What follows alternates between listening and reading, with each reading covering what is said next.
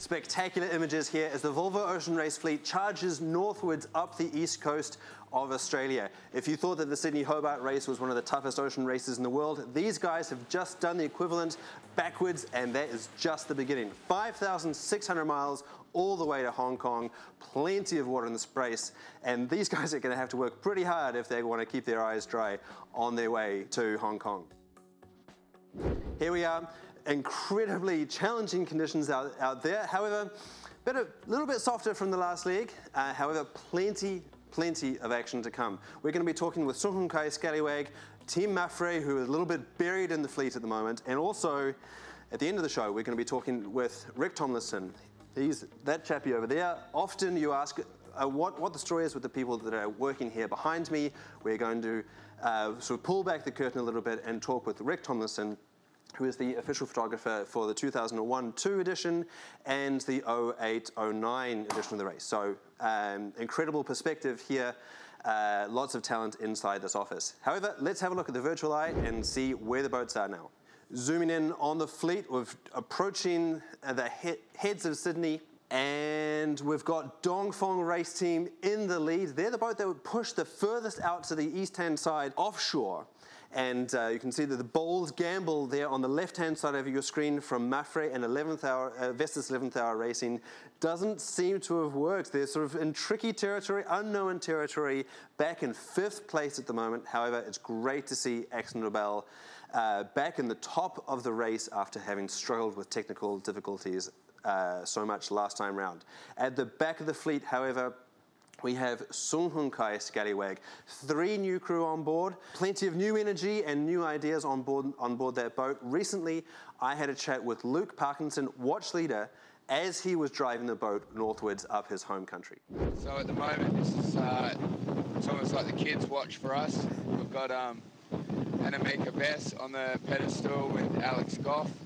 They're grinding, and Tristan Zeal he's on the main sheet at the moment. We sort of switch around after, you do an hour on the wood and then an hour on the sheet, an hour grinding, and I'll probably finish off driving after I've spoken to you guys. It's about 22 knots of wind and we're doing about 21 to 22 knots of boat speed. So it's actually, the sea state's died down quite a bit at the moment. The boat's going pretty quick for the conditions. The only thing is we'd like a little bit more header, so point a little bit more to the Solomon Islands and a little less towards New Zealand. You've got 3 new crew members on board, most notably Grant Warrington, a bit of an Aussie legend, and Libby Greenhall. How's it like having a new strategy come into place with a new navigator, and also somebody like Grant Warrington coming on board? Like the 3 new crew we got, it's been really good having them on. Melbourne was a pretty short stop, so it's been pretty refreshing for our guys to have a boost physically and, just refreshing in general. They're 3 very different skill sets as well. Libby's taking on the nav to replace Tony after his injury. We've got Tristan, who's providing quite a bit more horsepower for us, which has been a massive help. And Grant, he's jumped on. He's a bit of an Aussie legend, like you say. He's helping us get up the Aussie coast that he knows so very well. You were one of the last teams to enter this edition of the race, but by my count, you've got about 20,000 miles together as a team. However, this is the first time you've ever sailed with 9 people on board. Yeah, we've sailed with a different number of crew for different reasons since we've started, and this leg is shaping up to be like a lot of jives and quite physical so far. So the extra crews help, no doubt. Whether we'll continue with that moving forward, I'm not sure yet, but at the moment it's fantastic. One last tough question here. You've got new brains, you've got new brawn on board, and yet you're in last place. What opportunities do you see for you to get back towards the front of the fleet? So at the moment we're not sitting too well with the fleet, as you say. However, this leg, a little bit bigger doldrums we expect at the moment. Lots of cloud action. We only just saw Brunel cross in front of us by a couple of miles a couple of hours ago, so we've swapped sides with them to the side that we believe is a better side now. Hopefully we've got a bit more pressure. There's been a bit of snakes and ladders. There's quite a lot of current going up this coast, so we just have to keep working, finding a new lane and there's thousands of miles left in this race, and plenty of things can happen on this leg.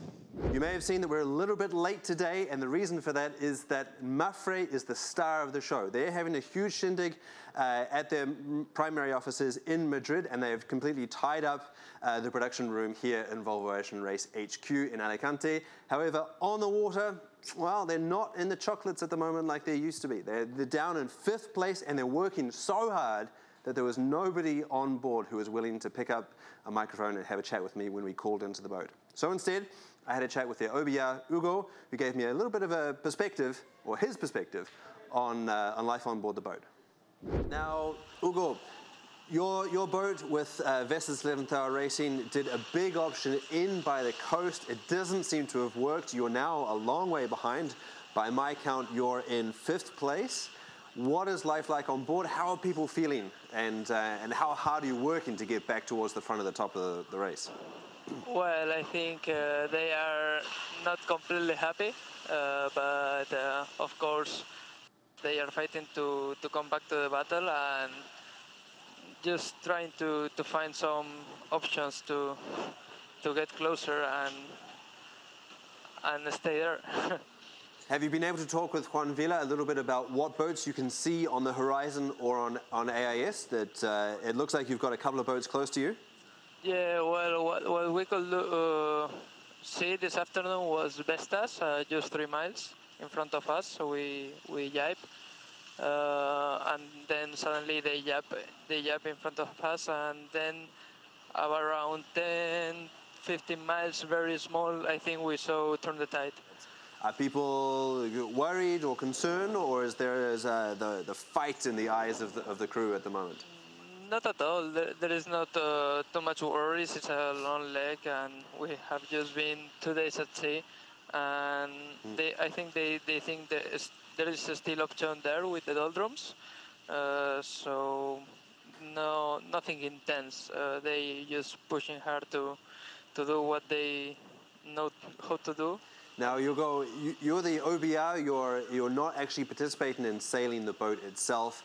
You've sailed on this boat, but previously in the race and also on other ones. What is Mapfre doing differently that you can tell us? Well, I'll just say they haven't done any change between the last leg and this one. So I think their philosophy is just to sail the boat with the same people, so everybody knows what to do exactly, and they think that is the best way. Melbourne was short of stopover, but they think they are rest enough to affront this leg with strength. So yeah, just that they know very well each other, and that connection for sure will be good to bring a good result at the end. Can you tell us a little bit about the style of leadership that you see with Xavi? What I'm able to observe is that Xavi is a strong leader because I think he has very good people on board, and he knows in which area is good each one, you know. So he just directs a little bit, but is letting people do what they know. Thank you very much, Hugo. It sounds like you've got a busy event coming up with your conference with Mafre. So we'll let you go back to that. Thank you very much for taking this time to talk with us, and we'll talk again soon. Okay, thank you very much. Bye. Thank you. Lots of work still to come for Mafre, and thank you for Hugo for his perspective. It's always nice to hear from the guy behind the camera, the sort of unsung heroes of this race. However, if that inspired you to sink your teeth into the Volvo Ocean Race and figure out whether you could actually do it yourself, well, you can, and in the comfort of your own home with Virtual Regatta. This is a community of 136,000 players that are playing the Volvo Ocean Race right now. 50,000 of them are racing leg 4, and you can still enter now and still be in the race for the overall. Only 6 legs are counted out of the 11, so if you want to give Tame Bird, the overall leader from France, a run for his money, you can still sign up now, so I encourage you to do that. Leg 3 winner is Ziga Rebic from Slovenia. Now, he won the leg in 11 days, or 3 whole days faster than the real fleet at sea. Clearly, he's a mega fan of the race, using his phone and routing software all the time. Perhaps I'll have him on as a navigator the next time I head off to sea. Well, from the virtual regatta back to the real one. And I've got Rick Tomlinson here, who has done nine of these Volvo Ocean races over the course of the years. And Rick, if you can join me up here, he is currently working as a race expert or watch producer. He's sitting here day and night with a team of 3 other people. And can you tell us a little bit more about this incredible 9 races that you've participated in? How does that work out? Well, I started as a sailor, and I raced on board a boat called Drum in 1985. Yep. Went on to sail with 3 other teams after that, and then I became full-time on the photography side, so I did 2 races as the official photographer for Volvo, and 2 races as team photographers for SCA and for Ericsson. So it's pretty incredible that you've gone from the IOR Supermaxis through the generation of the Volvo 70s now to the 65s. What is it like for you now to be sitting in an office and having images beamed over the Inmarsat connection to you, rather than going out there and getting wet and taking the photos yourself? Yeah, and that's been an evolution over the whole period, really. When I first started the race, you would shoot film and you would get your films processed in land, and then we got satellite transmitters on board and we started processing film. And then now you can shoot digital pictures and have them back here within seconds. It's amazing how it's changed. It's pretty impressive. And so if we go back to that top camera there, Digby, so we're here in Race HQ. This is the connection. So I'm normally spending my whole time staring into this camera, but we've got so much stuff going on here. So I'm just going to give you a wave up there. We've got cameras all over this black box. But speaking of black, what happens at night? And as a race expert, what are the challenges that you've seen both as a sailor and as a photographer from sailing at night, and what's particular about this leg? Sailing at night is always a challenge, but particularly in the Southern Ocean when it's really dark and you can't see the waves. Right now the boats have been fortunate. They had a full moon on January the 2nd, so it's been very bright light on deck and you can actually see what you're doing. The helmsman can see the waves, the swimmers can see the sails, so it's a whole lot easier when you've got moonlight. And just to be clear, sailors keep on going just as fast as they do at night as during the day, right? Yes, of course. Yep, it's 24/7. Yeah, so I actually have received a lot of those questions myself as a sailor, and I once tried to convince somebody that there are a whole set of service stations like the motorways around Europe that you can pull over and have a coffee, but sadly not the case at all. Anyway, as we have well established, you're an incredible photographer and have an amazing history with this race. Those of you that are going to be watching this show with us tomorrow, please put your comments down below on Facebook if you want Rick to pick up some of your questions. He's one of the best in business, and so if you've got techie questions about cameras or how you take some of these amazing images that are coming back from the OBRs, then please send them through.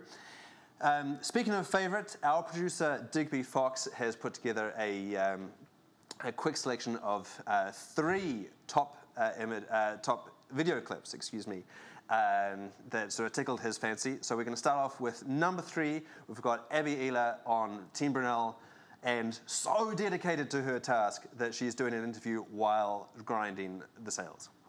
We'd always wanted to be the most west boat, and it didn't quite work out. A couple of miles just in the last sked, but equally reaching. So basically, with the breeze being quite puffy, we're playing the main a lot. So, Abby, thank you so much. We can see you've got a lot on. I'll let you get back to work in the boat. Good luck. I love it. You know, these boats can sail across entire oceans and be separated by seconds at the finish. So clearly, even though it's important to have a big role with communications these days, clearly Abby was not letting down her guard or letting Niall, my normal co-host, get in the way of sailing the boat. And can you talk to us a little bit about the intensity in the race as it's evolved? When you were first at sea in Drum, would you have ever imagined doing a live interview? No. And, well, first of all, doing that, and then also have been, still sailing at the same time. Yeah, I mean, there's so much more pressures on the crews, both from the commercial aspect of the race, to provide the return on investment for the sponsors, and also for the OBRs to produce pictures to demand. When I was doing it, you could take a picture and then show it 3 weeks later and say, isn't this a nice one?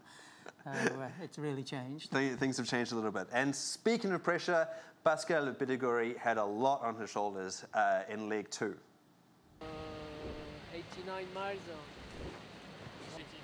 89? Yeah. In fact, if you engage, we have 52. Excellent. To my friend. Oh, to Maverick. To my friend. And like that, 70. We are f***ed. We're what? We are f***ed. Completely f***ed. All right, well, excuse my French is often used as an apology for swearing. Pascal Bidigori, navigator, clearly using that to his full advantage. Now, do you reckon that this was a pivotal moment? It was clearly a pivotal moment in that leg. Do you think it was in the race? Was that the moment that Mafre got one over on Dongfang race team? Well, we've seen Dongfang and Mapri sort of duking it out at the front every day, really. And often Dongfang has been leading, and then Mapri has been sort of sitting behind them, waiting for their chance. And now twice they've pulled off a master stroke just when Dongfang had their guard down. Right, so leg 2 they did it, leg 3 they did it, leg 4 now Dongfang race team is at the front of the race again. We're going to see if they can hang in there. But let's have a look at those two skippers, Xabi Fernandez and Charles Cordolier, having a bit of a niggle at each other previously when we connected them. Okay, try to catch some clouds and stay under the cloud. Okay. A bad cloud. I will tell Juan. Right, please. Huh? And stop following us. Maybe you should, I don't know, go west or go east. I think one should try to pass on the north of the high pressure. We are thinking to do the shortcut and go straight. We have, exactly. It's a good idea. Now we slow down because after we can't see you at the IS. Which sail are you using now? J1, one ray. I'm not surprised. Yeah, see? Good, very good sail. Okay. We are A3 full main. Yes. A3 full main, okay. Fantastic, this A3. Can you send a message to Pablo? Yes, of course. Tell me. Okay. Tell him good luck. Okay. Good luck for him. Okay. See you later. I'm sure you won't. Bye. Some classic banter there between friends and adversaries out on the water. We'll be sure to connect two boats again in the future because those are pretty priceless moments when you're out on the water. Hammer and tongs trying to beat each other to smithereens, and you can still have a chuckle. Something that's quite unique about our sport. Anyway, please put in your connections. Excuse me, I'll try that again. Please put your questions down at the bottom. Again, for Rick, if you're interested in photography at sea, we're going to get him to analyze some of the photos that have just come off the boats in this leg. We'll see you again tomorrow at the same time, at our normal time of 1300 UTC. Thank you.